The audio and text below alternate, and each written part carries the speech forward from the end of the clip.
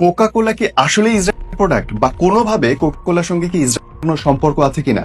কোকের last বিজ্ঞাপনটা বন্ধ হওয়ার পর থেকে, বিতর্ক শুরু হওয়ার পর থেকে, ওই বিজ্ঞাপনে একটা লাইন ছিল, আমরা খুঁজে দেখি না কেন, কেন গুগল করি না। আমি তারপরে গুগল করেছি এবং কোক সম্পর্কে এমন দারুণ সব তথ্য আপনাদেরকে আমি আজকে জানাবো, যেটা শুনলে আপনার মাথাটা আরো বেশি গরম হয়ে উঠবে এবং আপনার মনে হবে ও মাই গড, আসলেই এত বেশি কিছু।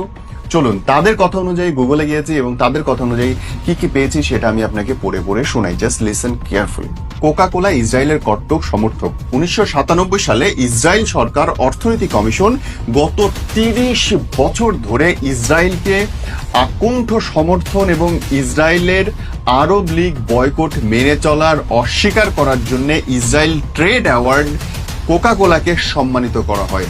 আপনি বুঝতে পারছেন, 30 বছর ধরে ইসরায়েলকে আকুণ্ঠ সমর্থন করার জন্য ইসরায়েল সরকারের তরফ থেকে কোকা কোলাকে অ্যাওয়ার্ড প্রদান করা হয়। এটা 1997 সালে ইসরায়েল সরকারের অর্থনৈতিক কমিশন করে। কোকা কোলা প্রতি বছর American Israel chamber of commerce award bankroll করে, যা ইসরায়েলের অর্থনীতিতে সবচেয়ে বেশি অবদান রাখে এমন কোম্পানিগুলোকে সম্মানিত করে কোকা কোলা। কিছু বলার আছে আপনার?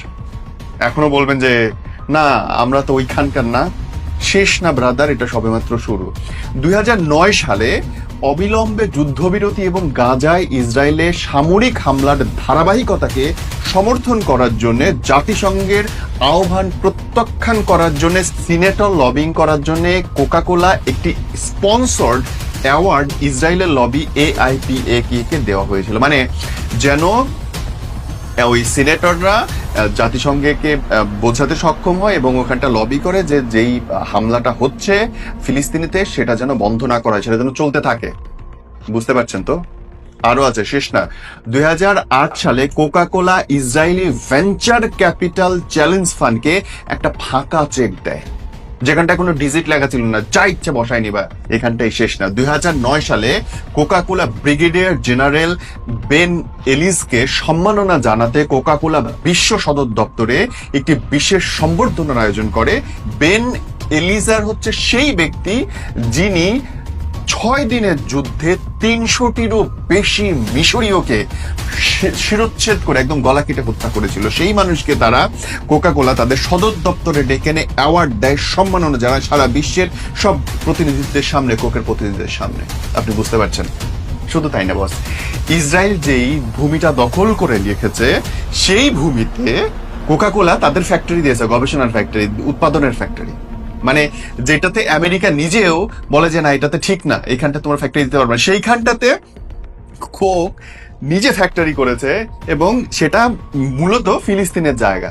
সারা দুনিয়া সবাই বলে এটা ফিলিস্তিনের জায়গা এবং তাই জন্য তুরস্কে কিন্তু পার্লামেন্টের মধ্যে কোক এবং অন্যান্য সব বেচা বিক্রি নিষিদ্ধ। বস, এই যে তথ্য আপনাদের বলার পর থেকে আমি ঢুকেছি এবং আমার ঢোকার পরে মনে হয়েছে ভালোই তো বলছেন আপনারা, মানুষ এগুলো জানে না, জানানো দরকার। আপনারা ভালো করছেন, আপনারাই বলছেন যে খুঁজে দেখো কোকা কোলা আসলে কোন দেশের কোম্পানি। কোকা কোলার কোন দেশের কোম্পানি তার একটা তালিকা আমি পড়ছিলাম কোকের নিজেদের ওয়েবসাইট থেকে এবং স্টক এক্সচেঞ্জের ওয়েবসাইট থেকে। সেখানটা সবচেয়ে উপরে রয়েছে ওয়ারেন বাফেট, তারপরে যে ভ্যানগার্ড, তারপরে ভ্যানগার্ড ইন্ডেক্স ফান্ডস। এই যে ভ্যানগার্ড, এই ভ্যানগার্ডের মালিক কারা একবার খুঁজে দেখেন। ভ্যানগার্ডের মালিক কোন কোন ব্যাংক একবার খুঁজে দেখেন, ওই ব্যাংকের মালিক কারা একবার খুঁজে দেখেন, তাহলে বুঝতে পারবেন ইসরায়েলি ভাই ব্রাদাররা অ্যাকচুয়ালি কোথাকার বা তাদের নামে শেষে ওই নামগুলো আছে কিনা। মানে অদ্ভুত লাগে এই আচরণ দেখে। ভাই হইতেই পারে আপনার দেশ আর একটা দেশকে দখল করতেছে, ওদের আমাদের এই লাল পানীয় খাওয়াতে অ্যাকচুয়ালি ওদের রক্ত বইতেছে। এই কথাগুলো আপনারা জোর বাক্যে স্বীকার করতেই পারতেন যে আপনারা মুসলমানদেরকে দেখতে পারেন না, হইতেই পারতো, আপনারা বলতেই পারতেন যে brother this is not done, আমার ইচ্ছা আমি করতেছি। কিন্তু নাটক করার মানে কি?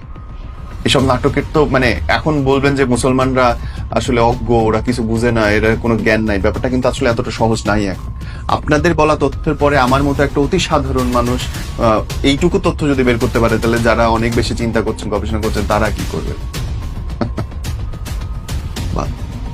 বয়কট চলছে। যেই দোকানে কোক থাকবে সেই দোকানও বয়কট চলবে, যতটুকু সম্ভব।